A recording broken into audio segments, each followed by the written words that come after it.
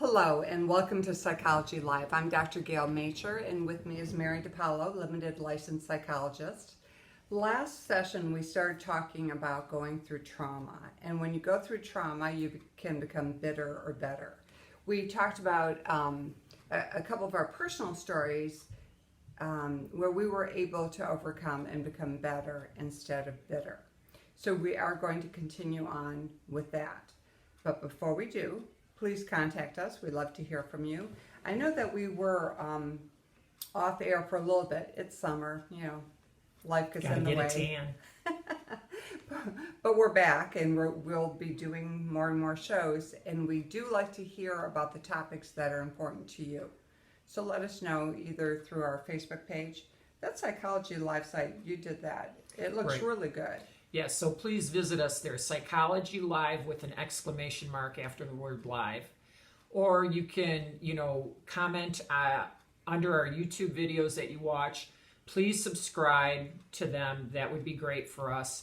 And also, you can reach us through our respective websites, drgail.com and your weekly... It's Dr. Gail at drgail.com. Oh, sorry. You're talking about the website. Yeah. That would be drgail.com. Okay. The other one's the email. And then for me, it's just whatever it is. No, it's yourweeklysession.blogspot.com.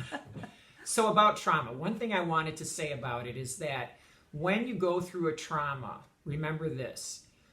What happened to you is not all there is. It's what you do in the aftermath of what happened to you that matters. If your life is like one long giant ruler that starts at 0 and ends at the age that you're going to die, if this much of that ruler was all your traumatic experiences, really, are you going to allow yourself to be stuck there and traumatically bonded to your perpetrators, whoever they were? Because that's easy to do. That's how we get bitter, because we can't move past this stuff, whatever it represents. Something that I often tell my clients is don't be defined by the trauma that happened to you. I have dealt with, I can't even tell you how many people who have been in domestic violence situations, because that's obviously a topic that's dear to my heart, and I've spoken at so many shelters or whatever. And I've had people come in who they were in a violent situation years ago, and it's still defining them. And that's what you can't do.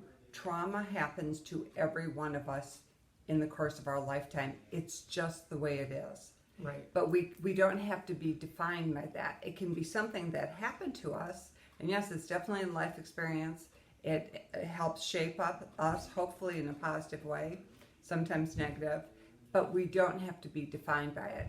I remember early on, after I'd gotten out of the violent situation I was in, and I was in school to become a psychologist, someone called me and asked me if I would come speak to a group about my experience of being a battered woman.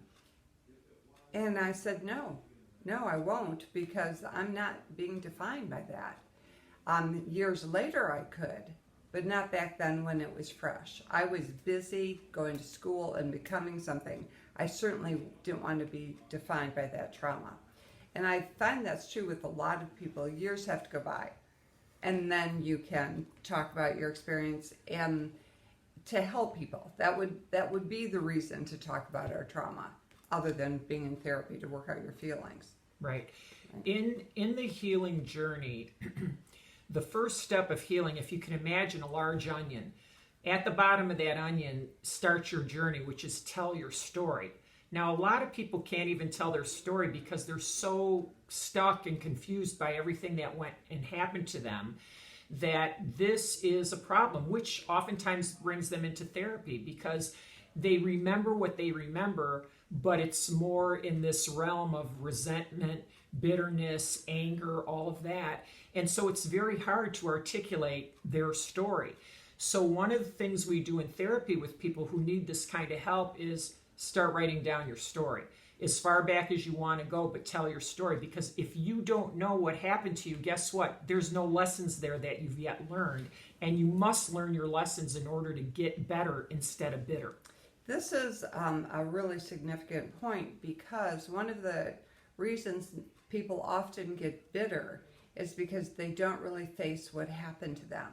And if you don't face what happened to you and work through your feelings, it's very easy then to live life insecure, angry, whatever, because of what happened to you that you just keep covered up. But covering something up doesn't keep it hidden. It still impacts your behavior and the way you do life. While you were talking, I was thinking about my mother, so this might be a good example. My mother passed away over 20 years ago, so it's okay if I talk about her. Okay. My mother came from a childhood home like a lot of immigrants did, where the main point in life was trying to make enough money to get roof over head, food on the table. It wasn't about feelings. And in the course of her life, there was a lot of negative directed towards her. Well, of course, she'd never worked on that, and so she remained throughout her entire life a very insecure person, an angry person, always banging cupboards and swearing and whatnot. And I often would think when I was growing up, because I think I had a mind for psychology, what would cause her to act this way? What was it? And then I realized that it was what she experienced in childhood. And when she read my book on overcoming domestic violence, I wondered what her reaction was going to be, because I wrote some things about her.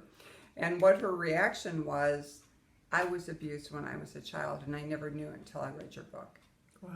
So had she been able to take a look at that and work it through, then she would not have lived a lifetime of very low self-esteem, seeing negative all over the place, being angry, being bitter. She actually had 3 beautiful daughters. She had a hard-working husband, and there wasn't, she couldn't rest in that. She couldn't feel good about that, because that underlying trauma never got worked on. Right. But she didn't know it. Right. That fear of facing your own past, really, or your complicated past, is very common. And that's part of the work we do in helping clients to come out of the fog of that past that was really complicated and contaminating in its way, and help them to move through. You never really get over anything that was traumatic to you, but you learn to move past it. Yes, you do. And you work it through. You work it through. Here's something, I know I've done this before. This has been on my office desk for over 30 years now, and it's "You will know the truth, and the truth will set you free." Mm-hmm. It's from John in the Bible, because it's by acknowledging the truth of our life, the real truth, that we are set free. Right. Now, when she was mentioning about her mom, my mother and her could have been, sisters from another mister. And in our case, maybe they were.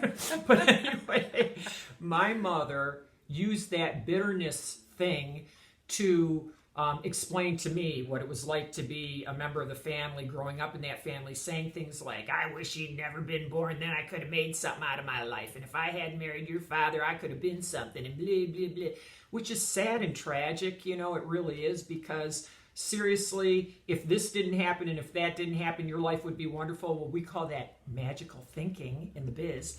But my mother was so in denial about her own life story going back to the way back. I had to have other people in her life from back then reveal to me over the years. And I don't mean just like, oh yeah, at age blah, blah, blah, suddenly I got the scoop on my mother's history. Hell no, this took like forever until my last relative died back in 2016, 92 at the time, who was her sister. Those are good genes. Yeah, exactly. But, I didn't find out until I was 40 that they grew up across the street from a house of ill repute.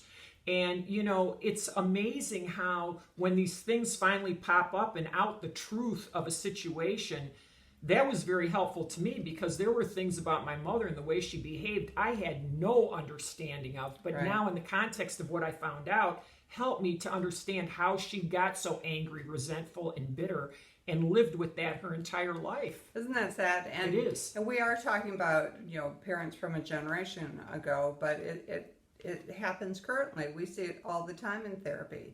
It's as we uncover the onion that Mary was talking about, and we get to those traumas, that people are finally set free. And it doesn't mean that the wound goes away, but you choose how to deal with the wound so you become better instead of bitter.